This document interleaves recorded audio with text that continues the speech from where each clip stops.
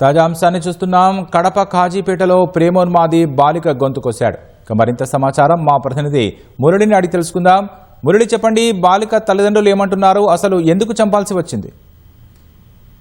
రాకేష్, కడప జిల్లా కాజీపేట మండల కేంద్రంలో దారుణ ఘటన చోటు చేసుకుంది.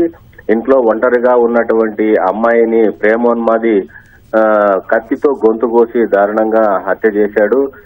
ప్రధానంగా తనను ప్రేమించలేదనేటువంటి కత్తితోనే అక్కసు పెంచుకొని అమ్మాయిని గొంతు కోసినట్లు మనకు సమాచారం అందుతుంది. అయితే ఇంటర్మీడియట్ పూర్తి చేసుకున్నటువంటి కాజీపేటకు చెందినటువంటి కీర్తన అనే అమ్మాయిని ఆంజనేయ కొట్టాల గ్రామానికి చెందినటువంటి శ్రీనివాసులు గత కొంతకాలంగా అమ్మాయిని వెంటపడి వేధిస్తున్నట్లు కూడా స్థానికులు చెప్తున్నారు. అయితే ఇద్దరి మధ్య ప్రేమ వ్యవహారం నడిచినప్పటికీ అమ్మాయి తల్లిదండ్రులు ఇది మంచిది కాదని అతన్ని పలుమార్లు కూడా మందలించినట్లు మనకు సమాచారం ఉంది. అయితే ఆ అమ్మాయిని ఆ అబ్బాయికి ఇచ్చి పెళ్లి చేయడం ఇష్టం లేక వేరే సంబంధాలు కూడా చూస్తున్నట్లు, ఇటీవలే అమ్మాయికి ఎంగేజ్మెంట్ కూడా అయినట్లు కూడా మనకు సమాచారం ఉంది. అయితే ఈ విషయాన్ని తెలుసుకున్నటువంటి నిందితుడు శ్రీనివాసులు ఎలాగైనా అమ్మాయిని పెళ్లి చేసుకోవాలనేటువంటి ఉద్దేశంతో ఇవాళ ఇంట్లో అమ్మాయి తల్లిదండ్రులు ఎవరు లేని సమయం చూసి ఒంటరిగా ఇంట్లోనే ఉంది అనేటువంటి ఉద్దేశంతో ఇంట్లోకి చొరబడినటువంటి ఆ నిందితుడు శ్రీనివాసులు అమ్మాయితో వాగ్వాదానికి దిగాడు.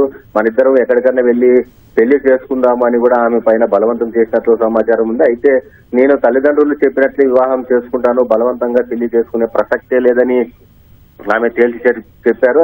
అయితే ఈ పథకం ప్రకారం ముందుగానే తన వెంట తెచ్చుకున్నటువంటి కత్తితో శ్రీనివాసులు ఆ అమ్మాయి గొంతు పైన కత్తితో కోసాడు. అయితే అక్కడికక్కడే ఆమె కుప్పకూలిపోవడంతో ఆ కేకలు విని అక్కడ ఉన్నటువంటి స్థానికులు కూడా ఇంట్లోకి వచ్చి అమ్మాయి అపస్మారక స్థితిలో పడినటువంటి అమ్మాయిని కాజీపేట నుంచి కడప రిమ్స్ కు తరలిస్తున్న సమయంలోనే మార్గ మధ్యంలో మృతి చెందింది.